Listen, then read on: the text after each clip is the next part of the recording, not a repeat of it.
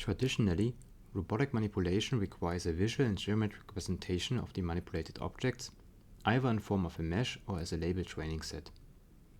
This work presents an approach towards manipulating objects without the use of prior knowledge about the geometric or visual properties. We are motivated doing this without prior knowledge to adapt to new scenes and let the robot create task-specific object databases online. Without a prior model, we have to segment objects and track these segments to reconstruct the environment and the objects online. While doing this, we have to handle fast field of view changes between pick-and-place targets. We approach this problem by segmenting rigid transformations using their motion in combination with a robust sparse-to-dense transformation estimation and segmentation. Our approach works as follows.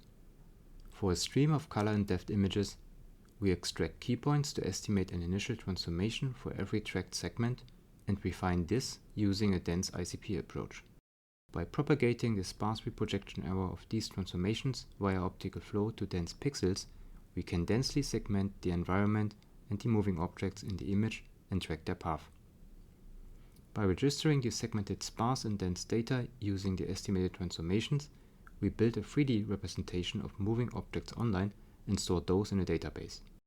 Given these stored partial models, we use the sparse key points to redetect objects in order to avoid modeling objects from scratch and to avoid modeling the same object multiple times. This redetection also allows us to recall properties such as the grasping frame that we use to finally grasp the object. This sequence shows typical pick-and-place behavior where a robot focuses on different parts of a scene by rotating around its torso axis. In the comparison with a dense ICP baseline approach on the left, we can see that these fast camera rotations lead to point cloud misalignment, which consecutively causes a wrong transformation estimation and segmentation. Our proposed approach on the right side uses key points to initialize the dense ICP and thus provides a much more robust camera tracking and reconstruction. In this sequence, we further demonstrated our approach is robust to even very large camera displacements over a 180-degree turn. Similar to the previous sequence, we see that a pure dense ICP approach will fail while our key point initialization provides the required robustness to properly reconstruct the environment, which further benefits the object segmentation. Given the transformation estimation, we can use the reprojection error to segment moving objects in red from the environment in blue. The baseline approach on the top uses the dense reprojection error to indirectly estimate motion. This approach only segments a small area of the object and eventually loses track. Our combination of direct motion estimation via sparse key points and the propagation to dense pixels via optical flow segments the entire object and tracks the object throughout. Finally, we demonstrated our approach can be used to manipulate objects without providing a prior model.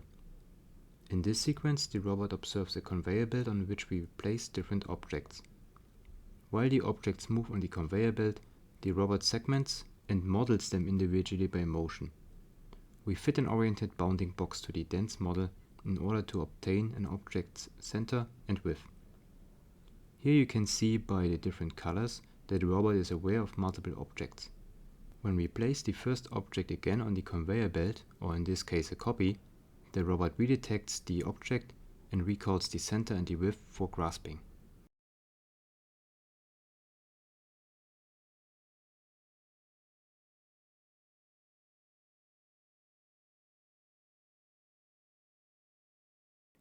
This sequence further demonstrates that our approach can track multiple objects in parallel even after they stop moving. Here we are sliding two objects into the field of view of the robot. As before, the objects are detected and tracked by their motion, and the oriented bounding box is extracted from the dense model.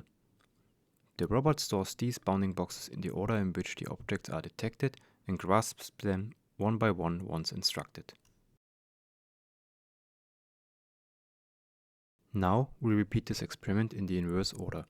This time, the robot reconstructs and stores the orange box first and the blue box afterwards, as shown by the switch segment color in the bottom right.